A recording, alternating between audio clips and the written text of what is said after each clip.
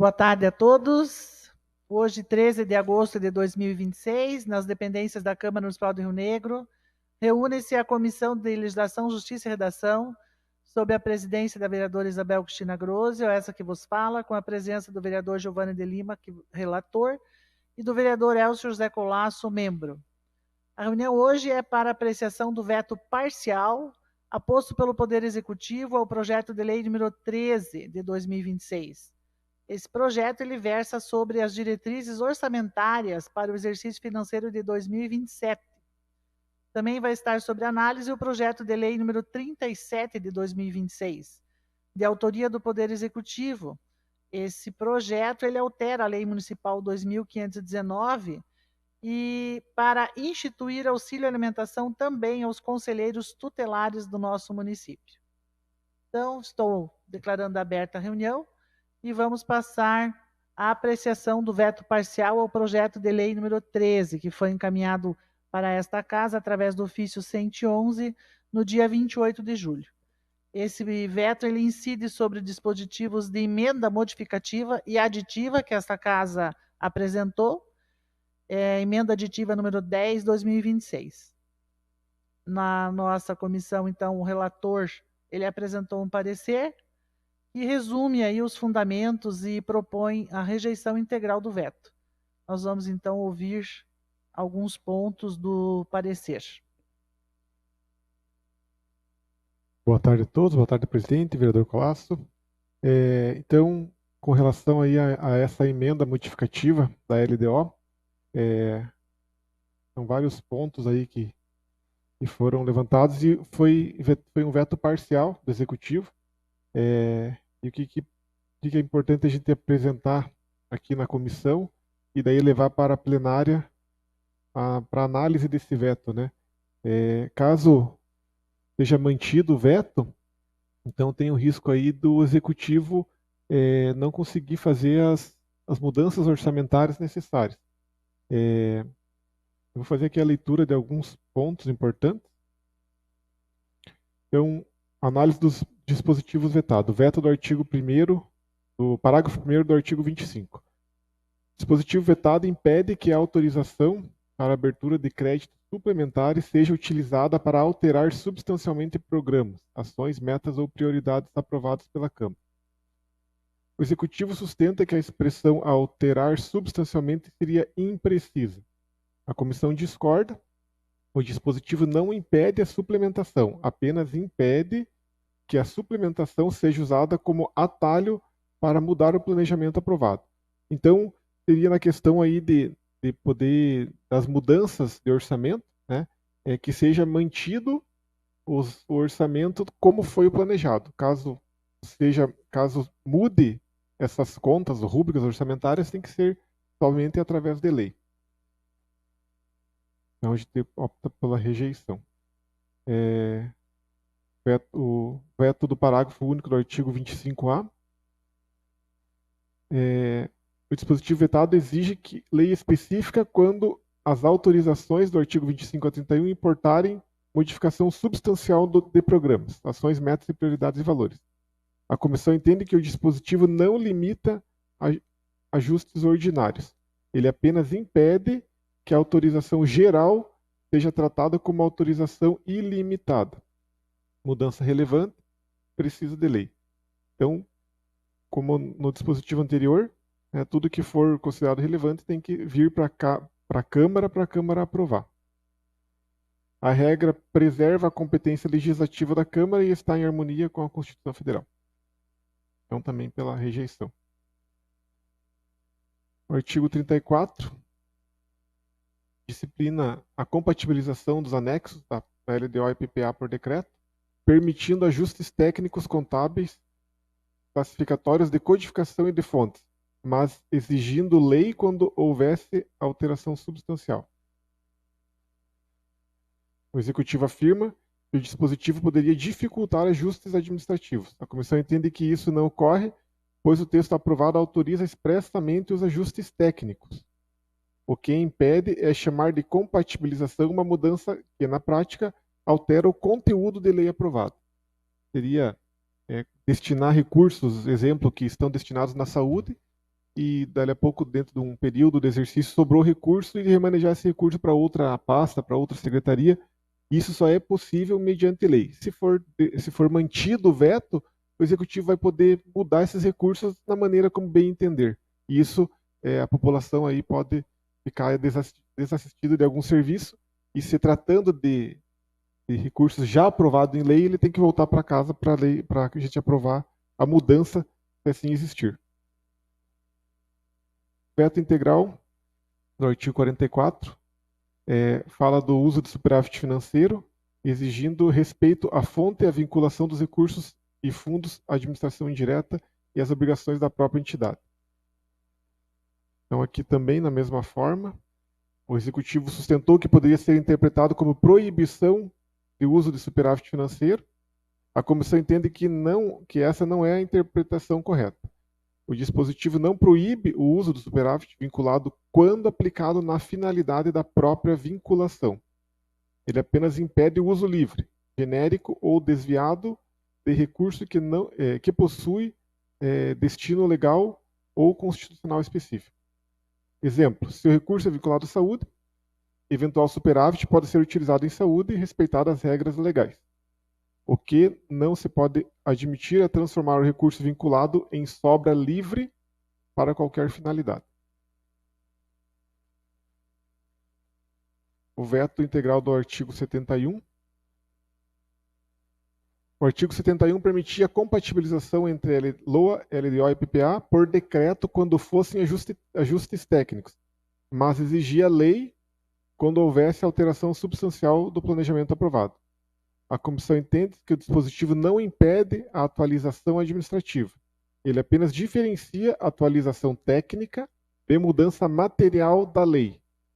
Se a alteração muda, o conteúdo aprovado deve passar novamente pela Câmara. Essa regra aumenta a segurança jurídica e evita que a compatibilização seja usada para modificar por decreto o que depende de lei.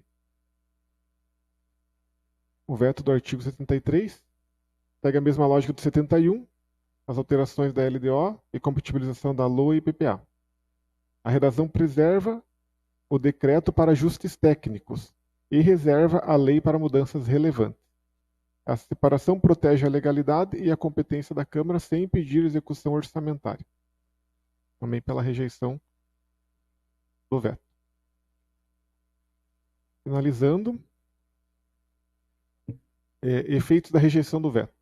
Rejeitar o veto não impede o Executivo de administrar o orçamento. O efeito jurídico é manter a regra de que decreto pode ser feito para fazer o ajuste técnico, mas não pode alterar de modo relevante aquilo que foi aprovado por lei. Com a rejeição do veto, o Executivo continua podendo executar a LDO e a futura LOA, abrir créditos suplementares quando houver autorização, fonte e justificativa, fazer compatibilizações técnicas por decreto e autorizar recursos vinculados dentro da finalidade da vinculação. A diferença é que mudanças relevantes em programas, ações, metas e prioridades, valores globais ou autorizações aprovadas deverão retornar à Câmara por meio de lei. Assim, a rejeição do veto preserva a eficiência administrativa sem permitir que a execução orçamentária ultrapasse os limites da autorização legislativa. Rejeitando o veto, deverão ser observadas as providências posteriores previstas na lei orgânica municipal, inclusive o retorno do projeto ao Executivo para sanção. O voto do relator, diante do exposto, o relator entende que o veto parcial, embora formalmente apto à apreciação da Câmara, não deve ser acolhido no mérito. As razões apresentadas pelo Poder Executivo não demonstram inconstitucionalidade, ilegalidade ou contrariedade ao interesse público, suficientes para retirar os dispositivos aprovados pela Câmara. A emenda possui pertinência temática com a LDO, não cria despesa, não invade a estrutura administrativa do Executivo e não impede a execução regular do orçamento. Ao contrário, reforça a legalidade, a transparência e finalidade dos recursos vinculados e a distinção necessária entre ajuste técnico por decreto e alteração material por lei. Assim, votamos pela rejeição do veto parcial. É isso. Obrigada. Eu gostaria de fazer a leitura de um exemplo de como vai se dar e, né, for mantida a emenda e for votado contrário ao veto. Um exemplo ali, no parágrafo 1º do artigo 25, créditos suplementares não podem mudar substancialmente prioridades aprovadas. A questão da apresentação do veto pelo Executivo é a palavra ali substancialmente, porque ele entende que é imensurável. O que a emenda propõe? Né, o que estava sendo protegido pela emenda? A Câmara, aqui em plenário, autorizou o Executivo a abrir créditos suplementares por decreto, mas deixou claro que essa autorização não pode ser usada para mudar, na prática, prioridades aprovadas aqui nesta casa. Vamos colocar um exemplo. Nós aqui aprovamos no orçamento uma ação para a compra de medicamentos.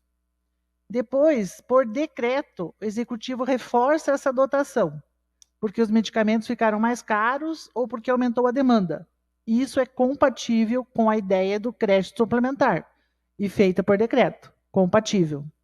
Porém, seria diferente se o Executivo usasse a autorização de suplementação por decreto para, na prática, retirar a prioridade da compra de medicamentos e direcionar a execução para finalidade completamente diversa, como uma obra ou uma ação administrativa, sem relação com aquela prioridade aprovada aqui nesta casa.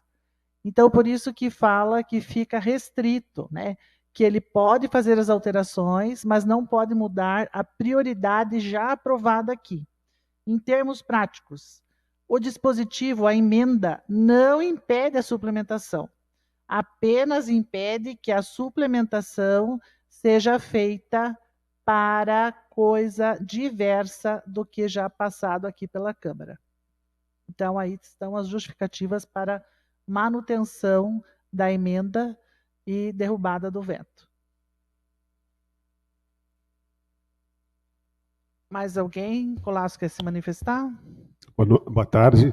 Então, no parecer na ótica dos membros da comissão, de repente pela rejeição da questão do veto, né, da reprovação, logicamente vai passar pelo crivo do plenário, né? Nós sabemos que todas as questões elas têm que ter bastante pertinência, porque elas são rastreadas pelo próprio Tribunal de Contas também. Quando há uma alteração qualquer que seja necessário ser feita, tem que haver a justificativa plausível para que realmente se demonstre e se justifique que é uma medida de interesse público, né? Então, o parecer aí foi bastante estudado pelos membros da comissão, assessoria jurídica, e imagino que é uma boa proposta.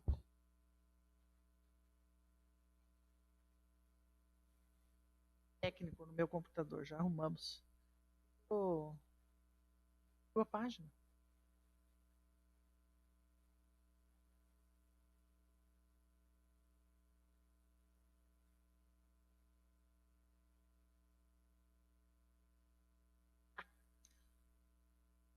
Então, passamos para análise aqui do parecer aí. O relator, então, apresentou o parecer da comissão, resumindo os fundamentos e propondo a rejeição integral do veto. Então, está em discussão aqui, né, entre nós desta comissão, para deliberação. Então, eu, no meu ponto de vista, voto pela retirada do veto. Como é que... Rejeição do veto. Rejeição do veto. É importante reforçar também, caso o veto seja mantido, tudo que foi alterado vai ser extinto da lei. Então, talvez para o Executivo vai gerar uma situação até de dificuldade, porque na questão ali dos limites que ele vai poder fazer essas alterações, isso vai ser extinto da lei, porque faz parte da redação das emendas. Então, talvez o Executivo não se atentou nisso, e isso pode até prejudicar a própria execução orçamentária por decreto depois, né, da promulgação dessa lei. Porque a emenda, ela apresentou várias situações ali de referendar as leis, a legislação federal, estadual, e incluindo na legislação municipal já obrigações das leis maiores, né, reforçando ali. Então, uma das justificativas ali na apresentação do veto pelo Executivo é essa repetição da legislação. Mas nada prejudica, né, que esta casa reforce o que diz a legislação federal e estadual. Então, não há prejuízo em repetir as legislações na nossa norma, né? Então, isso não é uma coisa que vá trazer prejuízo. E também a questão, né, que mais está referendada no pedido de veto são as alterações por decreto, e que esta casa entende que só poderão ser feitas alterações por decreto se as mesmas não alterarem substancialmente o objeto, né, final daquela ação. Que se for para suplementar e para regulamentar ações já existentes, não haverá problema. O que não pode é ser alterar o objeto, porque o objeto foi aprovado por esta casa. Então, se tiver alteração do objeto, terá que voltar para esta casa para autorização legislativa. Dito isso, coloco em votação, então, a questão de rejeição do veto. O meu voto é para rejeição. Também acompanho o relator, sou o relator, né? Acompanho o parecer. Colasso? Como membro, eu acho que o Executivo fez algumas justificativas bem elaboradas com relação a cada um dos vetos, né? Eu, sim, dei uma lida superficial, ainda não tenho Mas uma o veto absoluta... não está aí. O veto está no arquivo só. Exato, absoluta certeza das questões que o relator está colocando, né? Então, no momento assim, eu gostaria de abster ao meu posicionamento, né? E em plenário eu vou me posicionar melhor com relação a, logo que eu tiver melhores informações mais técnicas a respeito do assunto. Ok.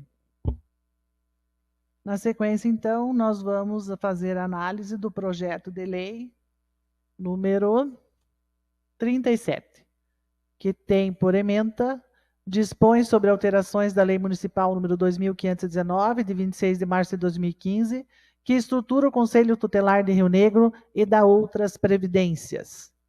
Em suma, o projeto de lei, ele autoriza, né, o Executivo para, além da remuneração mencionada no CAPT, os conselheiros tutelares farão jus ao auxílio alimentação, em valor e forma definidos em ato do Poder Executivo, observando o mesmo tratamento concedido aos servidores municipais, não possuindo natureza remuneratória, nem se incorporando à remuneração para quaisquer efeitos.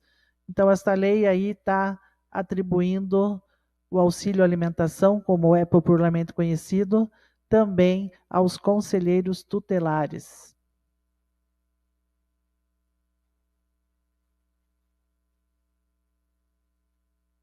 Então, nós podemos debater um pouco sobre esta autorização.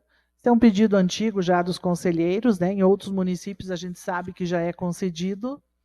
O Executivo trouxe aqui no projeto da justificativa que, né, os conselheiros desempenham atividades de elevada responsabilidade, atuando em regime de plantão, muitas vezes fora do horário regular, em situações de urgência e emergência, condições que demandam disponibilidade integral e dedicação contínua. A concessão do auxílio alimentação visa assegurar melhores condições de subsistência durante o desempenho das suas atividades. Ressalta-se que o auxílio alimentação não possui natureza salarial, não é incorporado à remuneração e nem a aposentadoria, férias e 13º, conforme já entendimento consolidado. Então, nós temos aí um parecer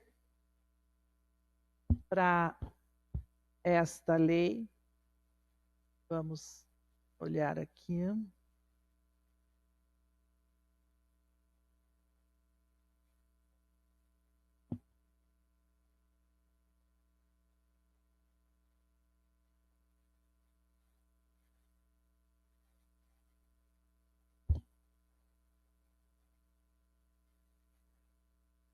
Fanny quer localizar para Então, nós o parecer. na verdade, o parecer ele relata ali a questão da constitucionalidade, legalidade, né, que é do Poder Executivo. Então está tudo dentro de acordo, não foi feita nenhuma emenda ao projeto de lei. O único pedido aí dessa comissão, e assim como da próxima, que é de finanças, que não veio o impacto financeiro dos próximos anos, né? Ele consta ali a previsão orçamentária que já está previsto para esse ano, né? A previsão desse recurso. R$24 mil, se não me engano, Isso, né? 24 Para 2026. E aí tem que... 620, né? O valor. Isso, 620 o valor mensal. Então a gente sabe que hoje o conselheiro tutelar, apesar de eleito, mas ele atua como, né, num horário integral, né? A atividade principal dele é essa. Então nada mais justo do que eles fazerem o recebimento desse benefício aí, como todo servidor público, né, que assim o faça, assim tem. Então, muito importante aí para manter eles, né, para dar um auxílio aí a essa equipe que faz um trabalho aí para a comunidade. Então, uma situação perfeitamente legal, como falou a colega vereadora, municípios da região também, os conselheiros recebem, é porque a remuneração do conselheiro tutelar não é uma remuneração tão significativa, é uma forma de incrementar a sua renda para que possa se dedicar com mais afinco à atividade de conselheiro, né? Visto o trabalho dele ser um trabalho, às vezes por escala, mas tem os plantões e bastante disposição e exigência, né? E também ser uma função que são eleitos, né, pela comunidade. Então, não gera vínculo, mas a despesa que vai se gerar, que já é um assunto da Comissão de Finanças lá, ela realmente tem que ter um embasamento, né? Apesar de já ter uma rúbrica, mas essa rúbrica tem para os servidores, né? Isso vai incrementar em torno de, por alto assim, em torno dos R$40 mil por ano de custas a mais, né, para o orçamento municipal. Então, essa questão é importante ser salientada também. Ok. Então, encerramos a discussão do projeto de lei 37. Ele vai ser foi submetido à deliberação desta comissão, né? Que aprovamos o projeto, então, né, colegas? Aprovado. Sem emenda, né? E também anexamos aí o parecer favorável e o seu prosseguimento em redação original e sem emenda para o plenário. Creio que não temos mais matéria a tratar. Está aberta a palavra aí para alguém que queira fazer uso. Não havendo nada mais a tratar, declaro encerrada a presente reunião. Solicito a lavratura de ata que, após lida e aprovada, segue assinada pelos membros da comissão e anexa ao processo. Uma boa tarde a todos.